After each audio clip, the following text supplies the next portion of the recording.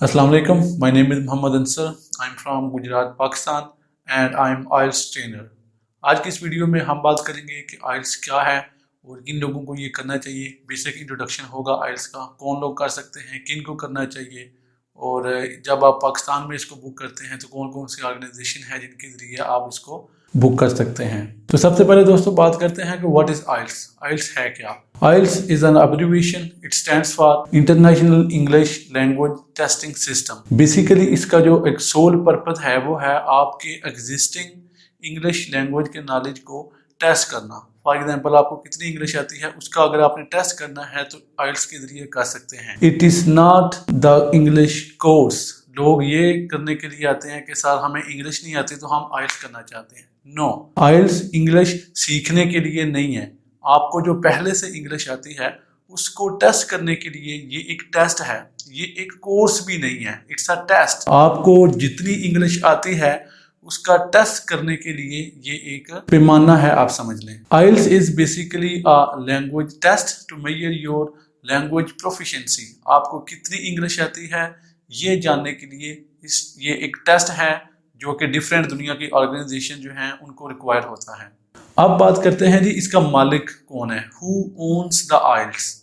Basically दुनिया में इस वक्त 3 ऑर्गेनाइजेशंस हैं जो मिल के IELTS का निज़ाम चला रही हैं।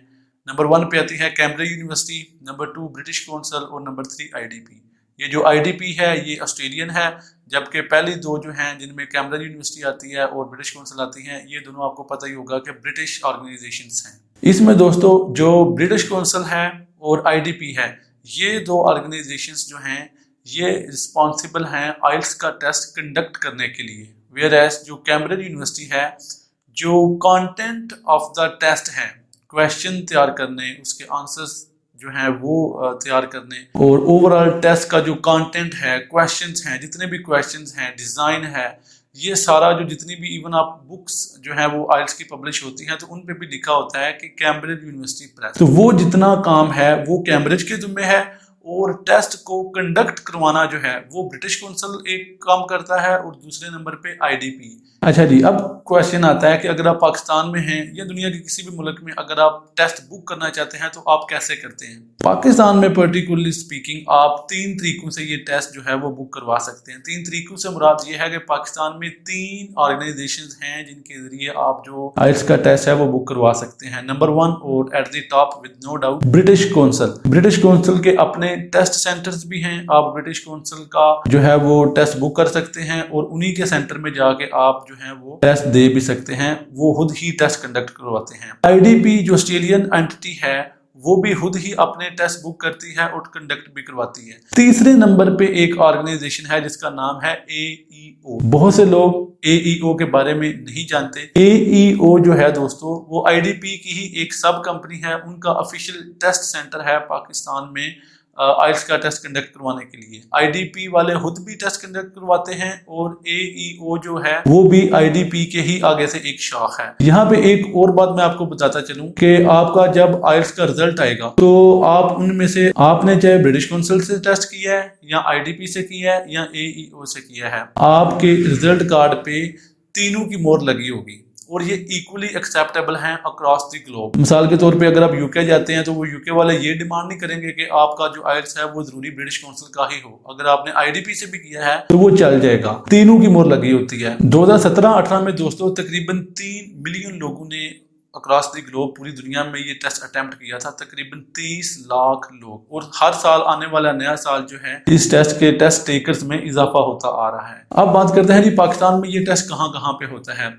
पाकिस्तान के तकरीबन हर बड़े शहर में ये जो है IELTS का टेस्ट मुनक्कद किया जा रहा है। ब्रिटिश काउंसिल अलग से करवा रहा है, IDP अलग से करवा रहा है। अगर हम गुजरात की बात करें तो यहाँ पे ब्रिटिश काउंसिल भी है जो अपना टेस्ट करवाते हैं वहाँ पे किनारा होटल पे, और जो IDP है वो कंप्यूटर पे करवाते हैं। बाकी हर मेजर सिटी में ये दोनों ऑर्गेनाइजेशंस मौजूद हैं और अपना अपने तरीके से अपने अपने इनके टेस्ट सेंटर्स हैं। मिसाल के तौर पर लाहौर में IDP के अपने टेस्ट सेंटर्स हैं और ब्रिटिश काउंसिल के अपने टेस्ट सेंटर हैं। इस्लामाबाद में इन दोनों के अपने अपने, गुजरात में भी अपने, इसी तरह कराची में ब्रिटिश काउंसिल का जो है वो अपना टेस्ट सेंटर है और ये जो IDP है इनके भी अपने टेस्ट सेंटर्स हैं। बाकी बड़े शहरों में ये टेस्ट महीने में 4 दफ़ा होते हैं, हर वीक में होते हैं, depending on the number of test takers. जितने ज़्यादा पार्टिसिपेंट्स होंगे, जितने ज़्यादा स्टूडेंट्स ये अटैम्प्ट कर रहे होंगे, उसी लिहाज से इसकी जो कंडक्शन है वो होती है। छोटे शहरों में क्योंकि कम लोग होते हैं तो फॉर एग्जांपल गुजरात में अब महीने में 2 टेस्ट होते हैं, लेकिन लाहौर में आप चाहें तो महीने में आपको 4 जो डेट्स हैं वो मिलती हैं। अब बात करते हैं कि कितनी दफ़ा आप आइल्स का टेस्ट दे सकते हैं। बहुत सी मिथ्स पाई जाती हैं। कुछ बंदे कहते हैं साल में आप 2 टेस्ट दे सकते हैं, कुछ कहते हैं 3 टेस्ट दे सकते हैं। लेकिन दोस्तों मैं आपको बताता चलूं कि इसकी कोई लिमिट नहीं है। आप हर महीने हर दफ़ा का टेस्ट जो है वो दे सकते हैं। आपने फीस पे करनी है, आप महीने में 4 टेस्ट भी दे सकते हैं, इसकी कोई लिमिट नहीं है। अब बात करते हैं दोस्तों आइल्स की फीस की।